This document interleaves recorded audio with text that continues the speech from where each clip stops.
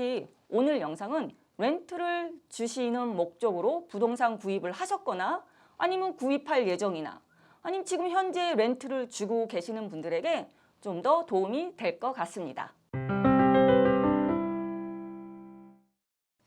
안녕하세요. 헬렌체 부동산 클래스에 오신 걸 환영합니다. 알아두면 쓸모있는 부동산 지식. 오늘 다룰 주제는 BC 세입자번에 관해서 알아보려 합니다. 시작에 앞서 캐나다 주택 임대 시장의 전반적인 현황에 대해서도 잠시 얘기해보고 싶은데요. 요즘 렌트비 너무 비싸죠? 캐나다 주택 공급 문제는 어제 오늘만의 문제는 아니었고 특히 올해 들어 임대주택 부족으로 사회적으로 커다란 이슈가 되었죠. 인구 유입에 비해 주택 공급이 따라가질 못하고 그리고 높은 이자율로 임대료는 계속 치솟아 올라왔습니다. 최근 12월 달 기준 렌탈.ca라는 보고서에 의하면 캐나다 전체에서 가장 렌트비가 비싼 도시 1위가 어딜까요? 바로 이거 밴쿠버입니다. 2위가 버나비, 그리고 3위가 토론토. 저는 1위가 토론토인 줄 알았는데 1, 2위가 다 BC주에서 나왔습니다. 평균 원베드룸 임대료 가격이 밴쿠버 시티가 2,866불, 버나비 2,680불, 그리고 토론토 2,594불. 이 수치는 올여름 8월 밴쿠버 원베드룸 평균 렌트 가격의 3,000불에서 조금 떨어졌어요. 근데 사실 제 눈으로 볼 때는 보이는 곳마다 새 콘도들이 엄청 지어지는 것 같아서 이 많은 콘도가 다 누가 사나 라고 눈으로 그렇게 볼 수는 있는데 이렇게 실제로는 주택 공급이 부족하고 주택 공급을 활성화하기 위해 새로 짓는 임대 아파트에게 GST 면제 등 여러 가지 혜택을 제시하고는 있지만 부동산 공급이 오늘 내일 바로 해결된 문제는 아니기 때문에 렌트비 고공행진은 앞으로도 계속 진행될 걸로 보고 있습니다. 자, 그럼 이제 오늘 본문으로 들어가서 기본적으로 알아둬야 할 BC 세입자법 3가지로 알아보겠습니다. 특히 오늘 영상은 렌트를 주시는 목적으로 부동산 구입을 하셨거나 아니면 구입할 예정이나 아니면 지금 현재 렌트를 주고 계시는 분들에게 좀 더 도움이 될 것 같습니다. 첫 번째, BC 임대계약서의 종류와 그것이 어떻게 적용되는지에 대해 알아보겠습니다. 임대계약서는 대표적으로 2가지로 나누어집니다. month to month나 fixed term tenancy로 나뉘어집니다. month to month는 말 그대로 정해진 계약기간 없이 그냥 달달이 넘어가는 방법이고요. fixed term은 정해진 계약기간을 두고 하는 렌트 방법입니다. 여기까지는 다들 잘 아시죠? 근데 문제는 2017년쯤인가요? 이 세입자법이 한번 크게 바뀌었어요. 근데 아직도 그 옛날 법으로 생각하시거나 적용하시는 분들이 종종 계셔서 제가 정리를 해드리겠습니다. 옛날 법에 따르면 말 그대로 month to month는 테넌트 분들이 나가고 싶으면 주인에게 그냥 한 달 노티스 주고 나가시면 되고 주인 역시 테넌트를 내보내고 싶을 땐 2달 노티스를 주고 내보내시면 돼요. 서로에게 묶이는 것 없이 좀 플렉서블하고 자유스러운 렌트 방법이었죠.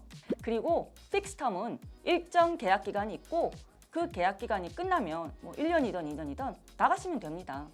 혹 테넌트랑 주인이랑 마음이 맞아 계약 기간이 끝나고도 서로 더 있기를 원하시면 다시 재계약하시면 됩니다.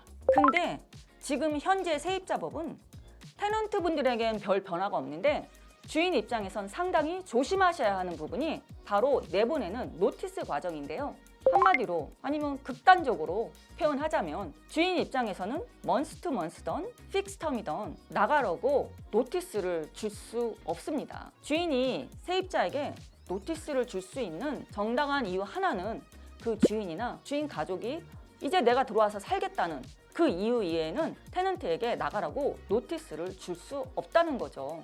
물론 테넌트가 문제를 일으켜서 예를 들면 렌트비를 안 내거나 2명 와서 살기로 했는데 5명, 6명이 들어와 살거나 아니면 밤마다 막 너무 시끄러워서 컴플레인이 계속 들어오거나 이런 경우는 다른 차원의 얘기고요. 이런 건 이제 에빅션에 같은 경우인데 간단하게 얘기하자면 이런 경우도 이제 주인이 RTV에 가서 뒤집기를 해야 되고 테넌트에 내보낸 대로 시간이 상당히 걸릴 수 있습니다. 4개월씩 걸릴 수도 있거든요. 그럼 한번 실제 상황을 적용해 보겠습니다. 제가 종종 손님들에게 이런 전화를 받아요. 헬렌 선생님, 제가 렌트하는 콘도가 있는데요. 집을 팔려 그래요. 어차피 다음 달에 1년 계약 기간이 끝나니 테넌트가 나가면 콘도도 비어 있을 테니까 그때 팔려고요. 그럼 저는 이렇게 물어보죠. 테넌트분에게 일단 확인을 해보셨나요? 나가신다고는 하던가요? 그 손님인 대답은 아니요. 테넌트에게 물어보지도 않았고 당연히 텀이 끝나니까 그냥 테넌트가 나가겠지라고 생각을 하시더라고요. 근데 현재 세입자법은 그렇지 않다는 거죠. 픽스텀, 그 계약 기간이 끝난다 하더라도 집을 팔 거라는 이유로 테넌트에게 나가라고 노티스를 줄 수 없다는 거죠. 세입자분이 나가길 원치 않으시면 계약 기간이 끝나면 먼스 투 먼스로 그렇게 저절로 넘어가고 집을 파실 거라면 세입자분이 계신 상태에서 집을 내놓으셔야 합니다. 물론 세입자분과 잘 합의를 하시고 세입자분이 그럼 미리 나가주신다면 괜찮겠지만요. 그렇게 합의가 되시면 서로 Mutual Agreement and Tenancy라는 폼에 또 사인을 하시면 됩니다. 또 다른 예를 들어볼게요. 그럼 이젠 집을 테넌트 있는 상태에서 매물로 내놓고 그리고 어떤 바이어가 이 집이 마음에 들어서 여기 와서 살겠다고 하면서 오파도 넣고 집 판매가 성사되는 그 마지막 조건 해자가 될 시점에 그때 주인이 2months 노티스를 테넌트에게 주실 수 있습니다. 그러면 테넌트 분들은 나가셔야 하고 왜냐하면 새 주인이 들어와 살 거니까.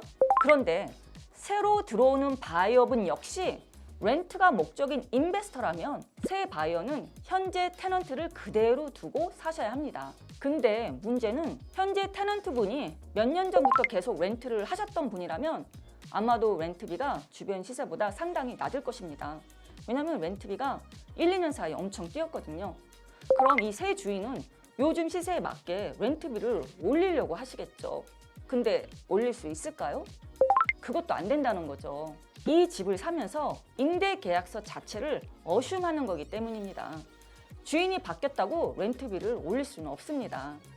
이러하니 인베스터 입장에선 테넌트가 있는 집을 사는 걸 좀 꺼리는 수가 많습니다. 그러다 보니 집주인 입장에선 포텐셜 바이어 계층도 줄어들 수 있고 파는 게 좀 더 힘들어질 수 있다는 거죠. 반대로 렌트비를 엄청 비싸게 잘 받고 계시면 오히려 투자가 바이어분들에게 관심을 끌 수가 있겠죠. 근데 이 경우는 사실 별로 없더라고요. 그럼 두 번째 단락, 렌트비는 어떻게 올릴까요? 여기 비시즈는 렌트비도 함부로 올릴 수가 없습니다. 12개월마다 올릴 수 있고 올해 2023년에는 2%까지 올릴 수 있었고 내년 2024년에는 맥시멈 3.5%까지 올릴 수 있습니다. 그리고 렌트비를 올릴 때는 3개월의 노티스를 주셔야 합니다. 근데 문제는 올해 몰개지 새로 갱신하신 분들 아님 앞으로 내년에 갱신하실 분들 보고에 의하면 캐네디언 가정의 60%가 내년에 몰개지를 갱신한다고 합니다. 평균 1.8에서 2.9 정도의 이자율이었는데요. 이제 갱신하면서 6% 안팎의 이자를 내시려면 먼슬리 페이먼트가 평균 $1,700가 올라간다고 합니다. 지난 몇 년 동안은 낮은 이자율의 모게지 그리고 비용 다 제외하고도 렌트비를 받으면서 그래도 주머니에 남는 게 있었는데 이렇게 주택 대출 이자가 오르다 보니 렌트비를 올려받아도 이젠 달달이 마이너스가 될 수도 있습니다. 근데 어쩔 수가 없죠. 렌트비를 2,800불을 받는다고 가정했을 때 내년에 올릴 수 있는 3.5%면 98불이 올라갑니다. 근데 내년에 몰개지 새로 갱신하는 분들은 이렇게 몰개지율이 많이 올라가니 그래서 주인들이 렌트비도 못 올리니 그럼 테넌트를 바꿔보려고 할 수도 있겠죠. 네, 그게 가능할까요? 또 하나 예를 들어볼게요. 주인이 내가 들어와 살겠다고 이제 그 정당한 이유를 대고 세입자에게 나가라고 노티스를 줍니다. 그리고 내보낸 후에 들어와 살지 않고 다른 세입자를 구하기 위해 광고를 내거나 세입자를 이미 조용히 구하셨어요. 이 경우 전에 테넌트가 알게 되면 RTB, 레지던셜 테넌스 보드에 가서 리포트를 하고 벌금으로 1년어치 렌트비를 그 테넌트에게 주셔야 합니다. 노티스를 주고 만약 여기서 살지 않으시려면 최소 6개월은 집을 비워두시거나 아니면 진짜로 6개월을 사시던지 그리고 나서 새 세입자를 구할 수 있습니다. 또는 레노베이션이나 데몰리션 한다는 이유로 테넌트를 내보낼 수도 있는데요. 이것도 여기서 그렇게 호락호락하지 않죠. 레노베이션 하시면서 노티스를 주시려면 먼저 RTB에 가셔서 신청서를 내셔야 되는데요. 그 신청을 하시려고 해도 시에 가서 레노베이션을 한다는 그 펄밋을 받아오셔야 하는데요. 그냥 마루 바꾸고 키친 캐비넷 카운터 바꾸는 리모델링 하는 수준이 아니라 전기, 배관 아니면 집 벽을 다 뜯어내서 구조를 바꾸는 등등 이렇게 정말로 제대로 펄밋을 받아와서 하는 레노베이션이야 된다는 겁니다. 이렇게 해서 심사를 통해 RTB에서 허락이 나면 그때 4개월 노티스를 주고 테넌트를 내보내실 수가 있습니다. 마지막 세 번째, 노티스는 어떻게 카운트하는지 알려드리겠습니다. 만약 랜드로드가 렌트비를 올리려고 내년 1월 달에 노티스가 나갔다면 보통 매달 첫날에 렌트비가 이제 들어온다고 가정할 때 그럼 언제부터 렌트비가 올라갈 수 있을까요? 렌트비는 3개월 노티스라고 했죠. 그러면 1월 달에 노티스를 줬으면 그 1월 달은 제외가 되고 2, 3, 4, 3개월 5월 1일부터 렌트비가 올라가게 됩니다. 또 하나의 랜드로드가 테넌트를 나가라고 2달 노티스를 주게 될 경우 내가 12월 달인데 12월 달에 주게 되면 12월 달은 카운트가 되는 게 아니라 1월, 2월 그렇게 2months 노티스 3월 1일부터 그 집에 들어가서 사실 수 있고 비워줘야 합니다. 이렇게 오늘 간단하게 기본적인 BC 세입자법에 대해서 알아보았는데요. 제 개인적인 생각으로는요. 어찌 보면 너무나 한쪽으로만 치우쳐진 법이라고 논리적으로 이해가 안 되는 부분이 많지만 여기 BC 세입자법은 세입자 보호 차원에서 세입자를 위한 법이다 보니 어쩔 수가 없네요. 법은 법이니까 따라야 하겠죠. 저는 헬렌츠의 부동산이었고요. 다음엔 더 유익한 정보로 여러분 곧 찾아뵙겠습니다. 감사합니다.